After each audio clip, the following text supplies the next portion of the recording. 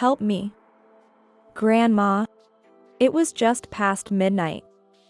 Suddenly, the intercom rang, startling me. When I checked the monitor, it showed my granddaughter, a middle school student, Emma. Outside, a storm was causing heavy rain and wind. I immediately opened the door and let Emma in. Emma, whom I hadn't seen in a year, looked thin and worn, wearing tattered clothes. Moreover, she was carrying a small baby on her back. "Hey, did you walk all the way here?" Emma nodded slightly. "Can you lend me $5? I haven't eaten anything for 3 days." Hearing this, my husband trembled with anger and shouted, "I absolutely cannot lend you money." Emma and I were stunned by my husband's adamant refusal. After that, my husband took even more shocking actions. I, Debbie, am a 65-year-old housewife. I live a peaceful life with my husband, who is 3 years older than me. Our son, Nathan, is currently 40 years old. He married a woman 10 years younger than him. And they live in an apartment owned by my husband, about 30 minutes away from our house. With their middle school-aged daughter, Emma, and a 3-year-old daughter, Rita. Nathan's ex-wife and Emma's mother had passed away when Emma was young. 4 years later, Nathan remarried. His new wife, Cindy, was very kind and treated Emma, who was not her biological daughter, with great care, which reassured us. Emma used to visit our house often when she was young, but recently, due to school activities and studies, we hadn't seen her for about a year. However, Cindy often contacted us and told us how well Emma was doing.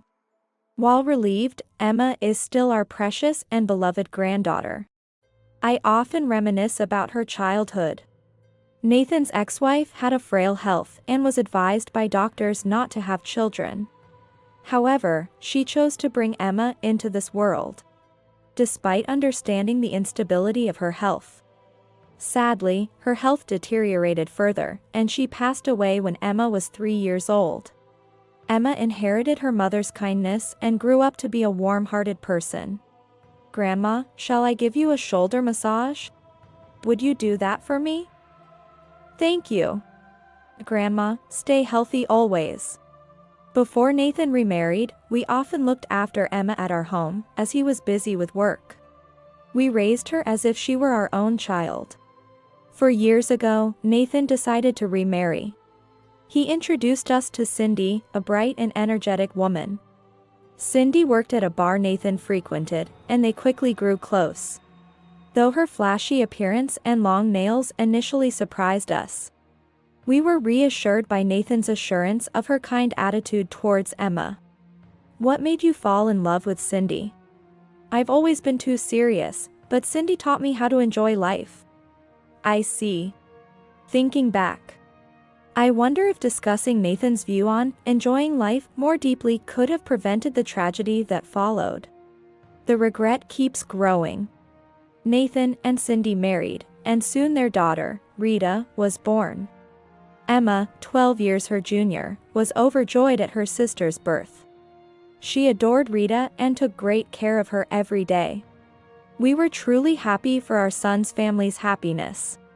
A year ago, Nathan faced a layoff, plunging their lives into sudden hardship. "I'm sorry to ask, but could you help us out until I find a new job?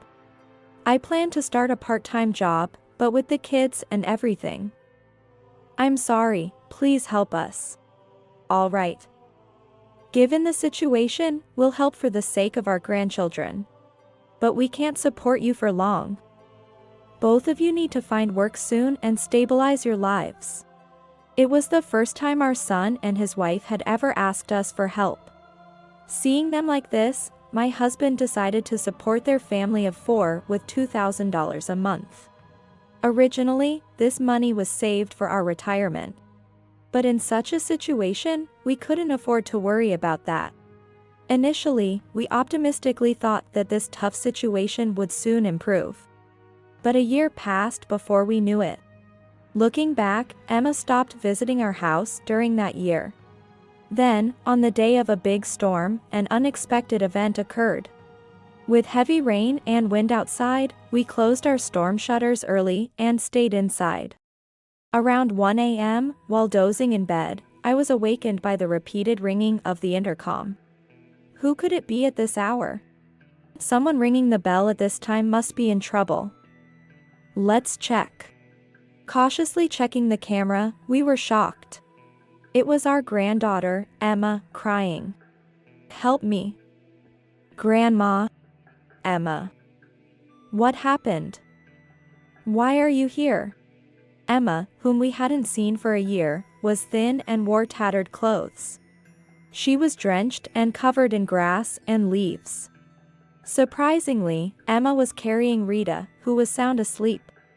Though Rita was deeply asleep, it was clear she was as thin as Emma.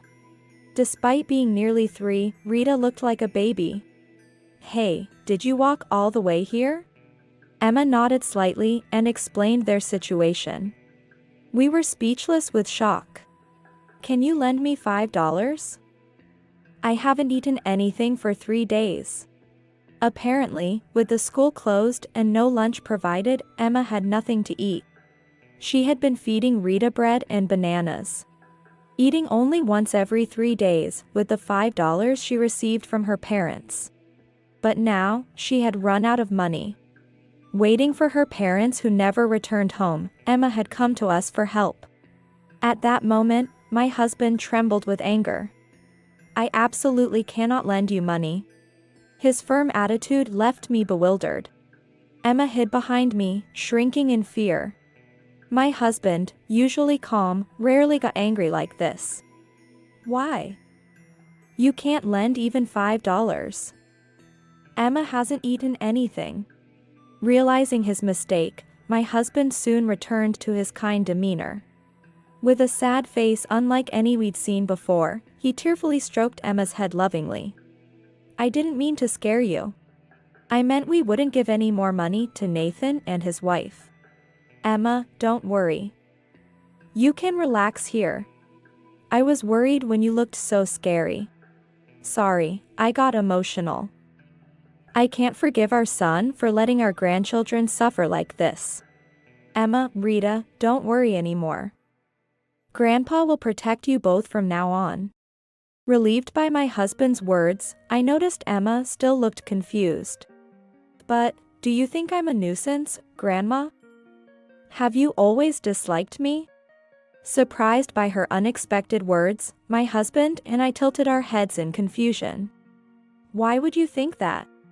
But Grandma and Grandpa, I was told by Dad and Mom that you've always disliked me. Emma, what are you talking about? That's not true. You are our treasure. We've always thought about you and wanted to see you. As I spoke gently, my husband nodded in agreement, saying, that's right.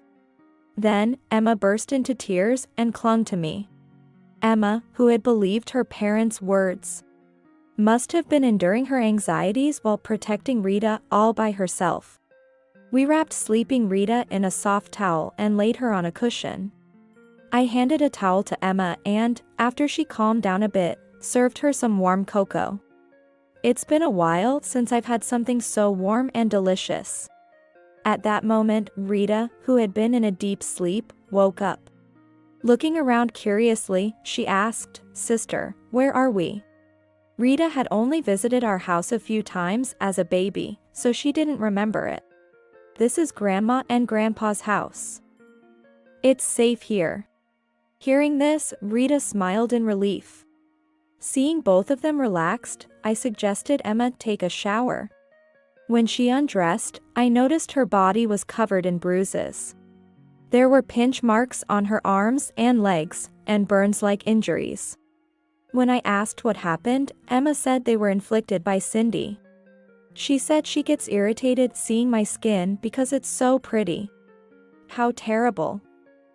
Who could do such a thing? I was heartbroken seeing Emma's injuries and couldn't help but cry. Emma gently wiped away my tears, looking down, and said, I'm sorry for making you sad with this story. No, Emma, it's not your fault. From now on, rely on us more. You don't have to bear everything alone. Emma nodded in relief and went to take a shower. Later, when Rita said, "Grandma, I'm hungry," I prepared a meal with what we had at home, and they both ate eagerly. Emma gently wiped Rita's mouth, which had food spilt around it, showing how she usually cared for her sister. Rita seemed to truly trust Emma. The two of them, tucked into the guest room's bed, soon fell asleep, saying, "It's so fluffy, warm and comfortable." Watching their sleeping faces, I felt pain in my heart thinking about what they had endured so far. What kind of hardships have these children faced in the time we haven't seen them? Poor things. The next day, I took them both to the hospital for a health checkup. Fortunately, they had no major illnesses, but they were severely underweight and not in good health. There was also concern that the bruises on Emma's arms might leave permanent marks. I regret not realizing their situation sooner. Later, my husband and I decided to visit our son Nathan's house. Although I was angry, my husband's anger had reached its peak. However, there was no response from Nathan's house, even after pressing the intercom for a long time. We thought they were out, but after waiting persistently, Nathan appeared, looking as if he had just woken up. Upon seeing us, Nathan looked surprised. "Dad, Mom, why the sudden visit? Did something happen? Isn't it normal for parents to visit their son's house? Is there something you don't want us to see?" "No, it's not like that." We pushed past the puzzled Nathan and opened the front door. Inside, the house was messy, with a foul smell of garbage lingering. Seeing our appalled expressions, Nathan clicked his tongue in annoyance and said, "This mess is because Emma didn't clean up. Your family expects a daughter to take care of the garbage?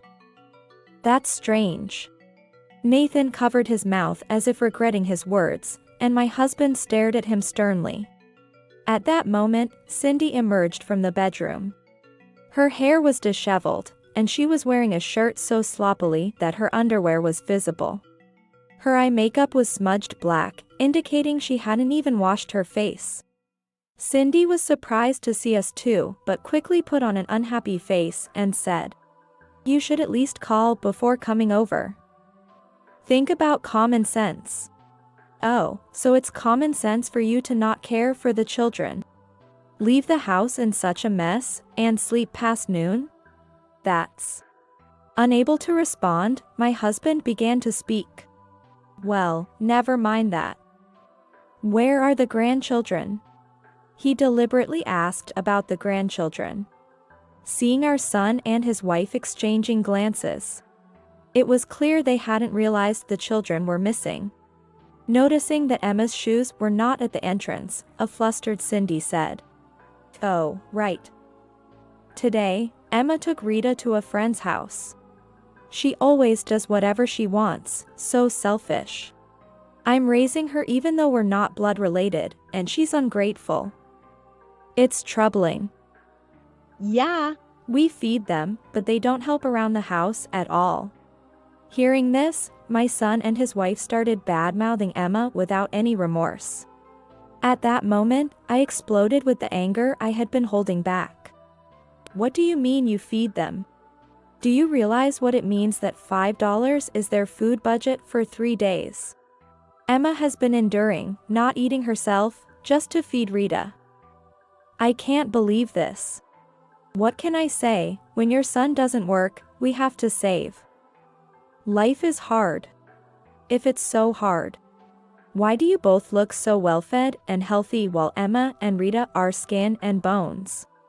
I know you both have been just playing around without working, using the money we sent." According to Emma, my son and his wife were squandering the money we sent on a life of irresponsibility and fun. They dumped all the responsibilities of housework and childcare on Emma. Because of this, Emma even had days when she couldn't go to school. Indeed, this lifestyle was what Nathan referred to as enjoying life. How do you know all that? You shouldn't have met Emma. On the day of the storm, Emma came to our house seeking help to prevent Rita from starving. Where were you two that day? What we do is our business. You smell of alcohol. You were probably out drinking. It's your fault Emma and Rita are emaciated. Can't you take proper care of your own children? They are our children. You have no right to interfere. As Nathan reacted defensively, Cindy simply laughed without any sign of remorse. If you take the children without permission, I'll sue you. If you don't want police trouble, send more money. At that moment, a loud voice came from behind. Sue the police? If anyone is going to be sued, it's you two. I'll tell them everything about the horrible treatment we've received. Turning around, there was Emma, holding Rita.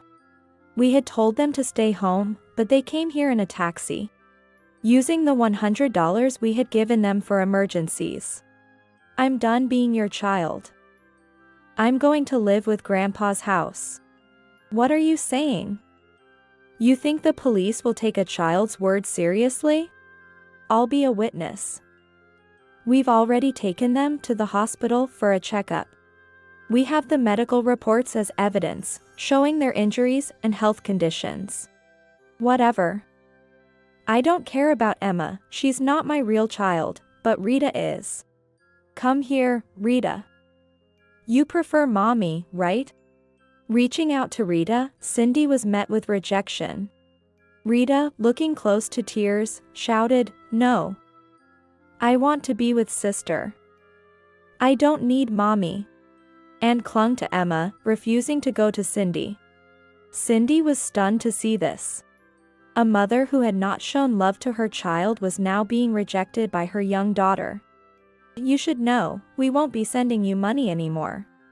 This house is in my name, and we're putting it up for sale. We're cutting ties with you. Pack your things and leave.